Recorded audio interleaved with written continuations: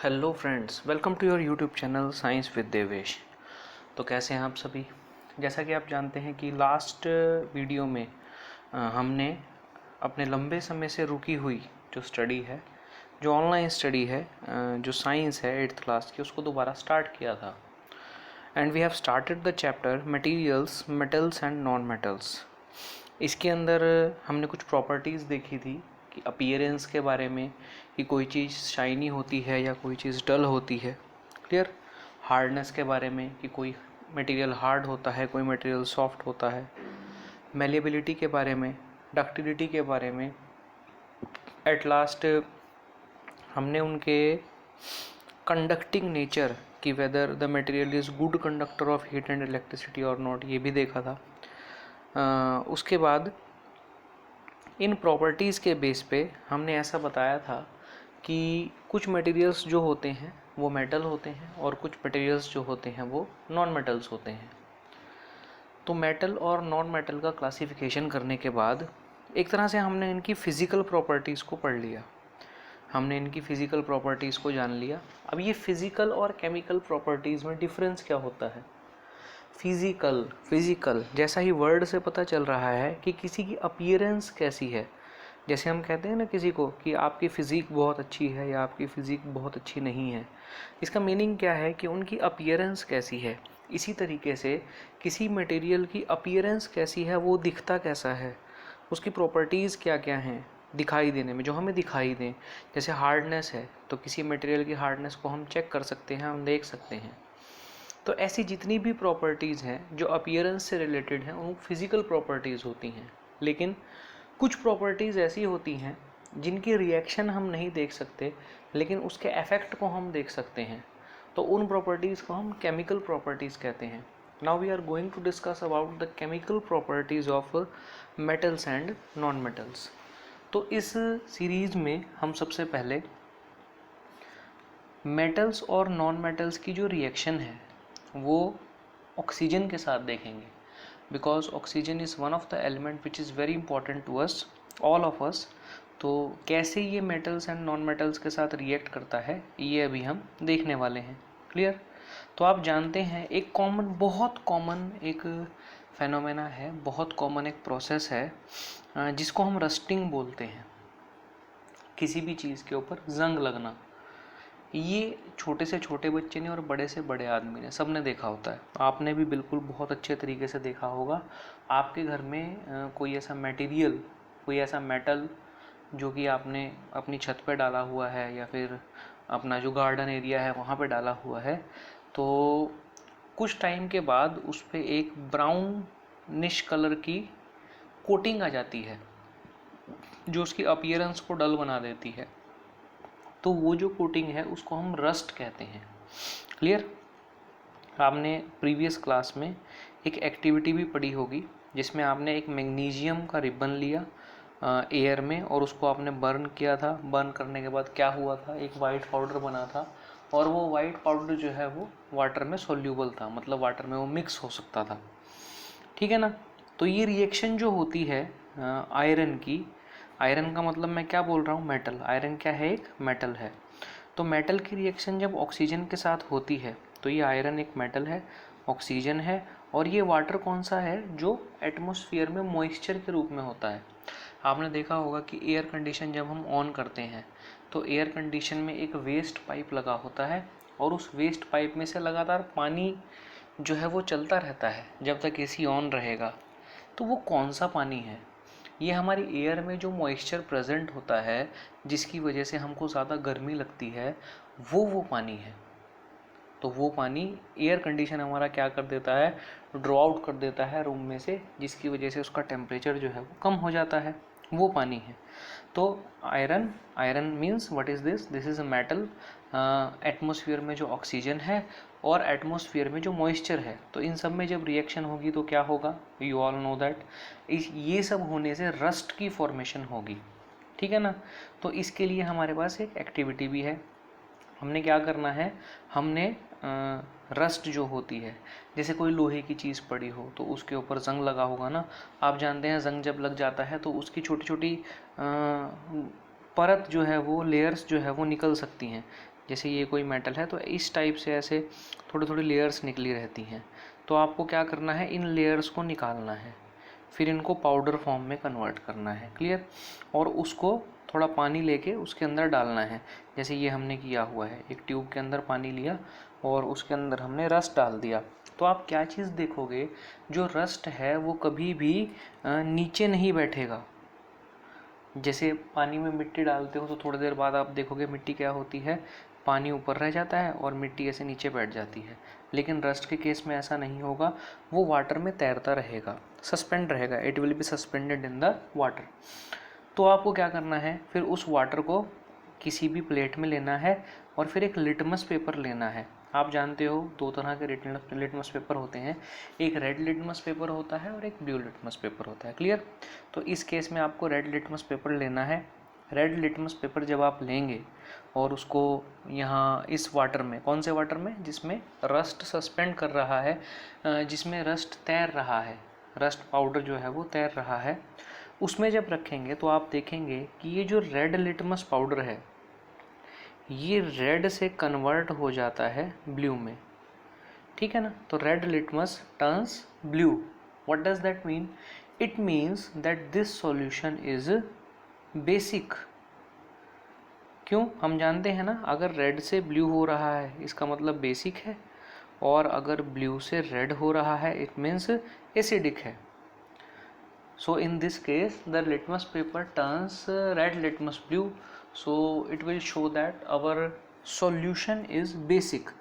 तो यहाँ से हम क्या एक रिज़ल्ट निकाल सकते हैं, हम ये रिज़ल्ट निकाल सकते हैं कि कोई भी मेटल, व्हाट डिड आई से, कोई भी मेटल जब ऑक्सीजन के साथ रिएक्ट करता है तो वो क्या बनाता है, मेटल ऑक्साइड बनाता है। क्या बनाता है? Metal oxide. और वो जो मेटल ऑक्साइड है वो एसिडिक नहीं होती, वो नेचर में कैसी होती है, बेसिक होती है। It is basic in nature. It means when ever a metal reacts with oxygen it will form a base. Clear. ये रिजल्ट हमको याद रखना है हमेशा। क्लियर। ऐसा नहीं है कि सिर्फ आयरन के ऊपर ही रस्ट लगता है। आपको मैं एक और एग्जांपल दे सकता हूँ।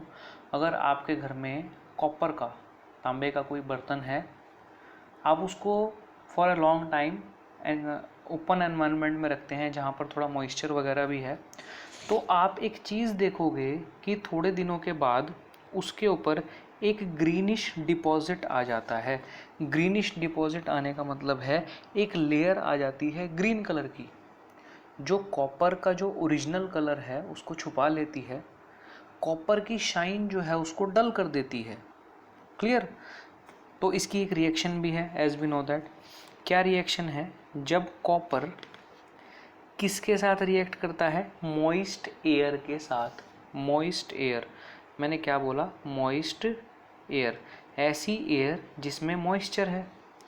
मॉइस्चर होने का मतलब उसमें तीन चीज़ें हैं, एक तो उसमें वाटर है, क्लियर, एक उसमें ऑक्सीजन है और एक उसमें कार्बन डाइऑक्साइड है। ये तीन चीज़ें जब एयर में होती है तब हम कहते हैं कि the air is moist air. तो कॉपर ओपन में रखा है इसलिए वाटर भी है, कार्बन डाइऑक्साइड भी है और ऑक्सीजन भी है। क्लियर। और ये सब आपस में रिएक्ट करते हैं तो ये क्या बनाते हैं? Copper hydroxide number 1 and second is copper carbonate. Clear. ये जो लिखे हुए हैं ना यहाँ पर, जैसे कॉपर है तो कॉपर का सिंबल क्या होता है? Cu। इसी तरीके से कॉपर हाइड्रोक्साइड का सिंबल क्या होता है? CuOH। और ये OH दो हैं वो ट्वाइस होते हैं, मतलब अगर एक कॉपर है तो OH कितने हैं? 2। क्लियर। तो इसको बोलते क्या है? Copper hydroxide. तो ये दो चीज़ें बनती हैं। अब मैं आपसे एक क्वेश्चन पूछूंगा अगर सिंपल, कि जब कभी मैं कॉपर को एक मॉइस्ट एयर में रखता हूँ, what does that mean? Moist air का मतलब है कि उस एयर में वाटर भी प्रेजेंट है, उस एयर में ऑक्सीजन भी प्रेजेंट है और उस एयर में कार्बन डाइऑक्साइड भी प्रेजेंट है। तो what will happen? All the things react with each other and what is the product form? जो भी प्रोडक्ट बनेगा वो क्या होगा? कॉपर हाइड्रोक्साइड और कॉपर कार्बोनेट। क्लियर? क्लियर है ये? ठीक है। अच्छा, आपने एक एक्टिविटी भी की थी, जैसे मैंने पहले बताया, आपने मैग्नीशियम रिबन को बर्न किया था और उसकी जो एशेज़ हैं, वो एशेज़ जो हैं वो किस में डिज़ोल्व हो जाती हैं, यू नो दैट, वो एशेज़ जो हैं वो डिज़ोल्व हो जाती हैं वाटर में। उस वाटर को भी अगर आप चेक करेंगे तो क्या आएगा कि red litmus paper turns blue. It means that magnesium oxide is also basic in nature. वो भी नेचर में कैसा है, बेसिक, एसिडिक नहीं है। क्लियर। तो ये तो हमने मेटल्स की बात की कि कोई भी मेटल जब ऑक्सीजन के साथ रिएक्ट करेगा तो पहला तो वो मेटल ऑक्साइड फॉर्म करेगा, और ये मेटल ऑक्साइड जो है वो नेचर में कैसा होता है, बेसिक, एसिडिक नहीं होता। क्लियर। दूसरी चीज़, अभी हमने बात किसके बारे में करी है, अभी हमने मेटल के बारे में बात करी है, but at last we talk about some non metals कि what happened when a non metal reacts with oxygen, कि कोई भी नॉन मेटल जब ऑक्सीजन के साथ रिएक्ट करता है तब क्या होता है। ठीक है ना, वो भी तो हमको देखना पड़ेगा। क्लियर। तो तब क्या होता है, तो उसके लिए भी हम एक छोटा सा एक्सपेरिमेंट करते हैं। हम क्या करते हैं, हम थोड़ा सा पाउडर्ड सल्फ़र लेते हैं, मतलब सल्फ़र को पाउडर फॉर्म में कन्वर्ट करते हैं, और उसके बाद उसको हम थोड़ा सा ले लेते हैं। फिर उसके बाद ना हमको एक डिफ्लैग्रेटिंग स्पून चाहिए होता है। डिफ्लैग्रेटिंग स्पून बड़ा अटपटा सा नाम है, ये होता है डिफ्लैग्रेटिंग स्पून। क्लियर।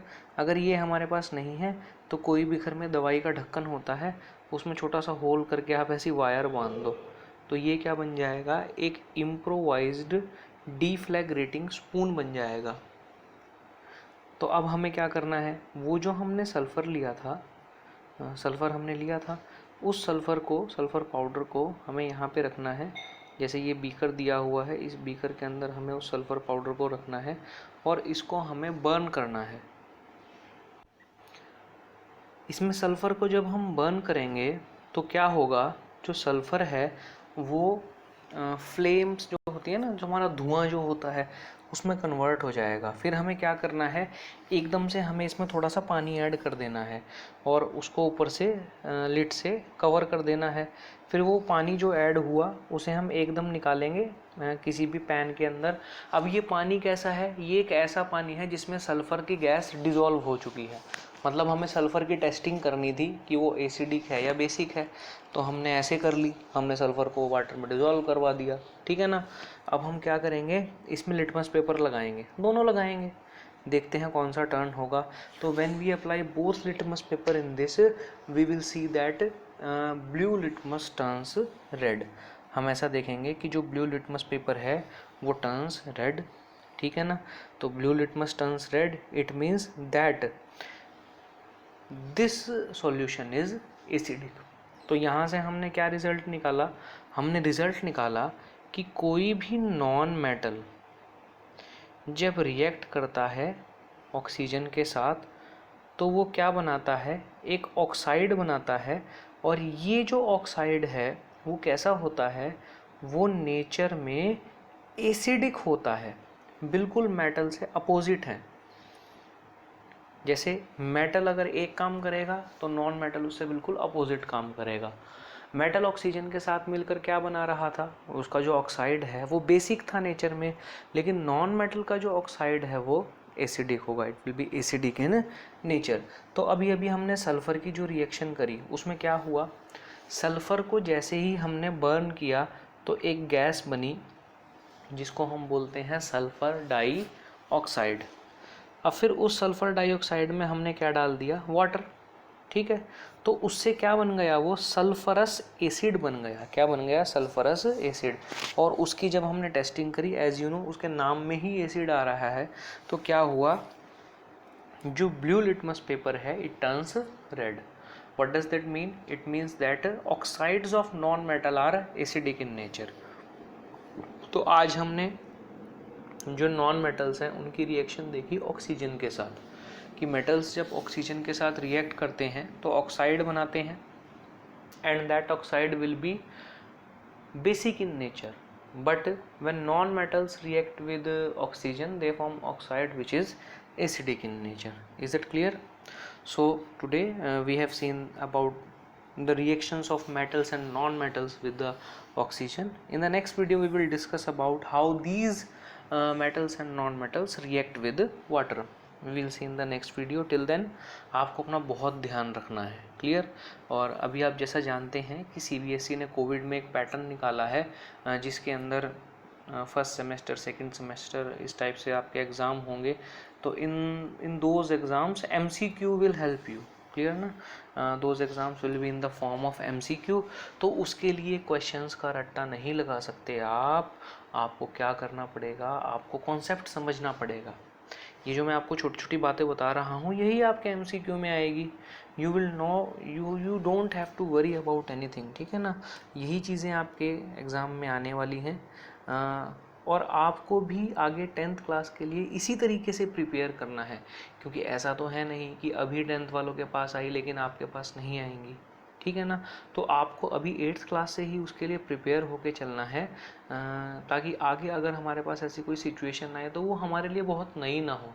और जब भी आप किसी चैप्टर के MCQ करते हैं तो MCQ करने के टाइम पे क्या होता है, आप उसके कॉन्सेप्ट्स को अच्छी तरीके से जान लेते हैं। जैसे MCQ में मैं आपसे पूछूंगा कि कोई भी मेटल जब ऑक्सीजन के साथ रिएक्ट करेगा तो क्या होगा, आप कहोगे सर मेटल ऑक्साइड बनेगा, और वो मेटल ऑक्साइड जो है वो नेचर में बेसिक होगा, ठीक है ना। These types of question will come in the MCQs, clear. So you have to prepare for all the situation, study well and take care. If you like the video, hit the like button, share it with your friends and comment me in the comment section if you like anything about the video. Thank you very much.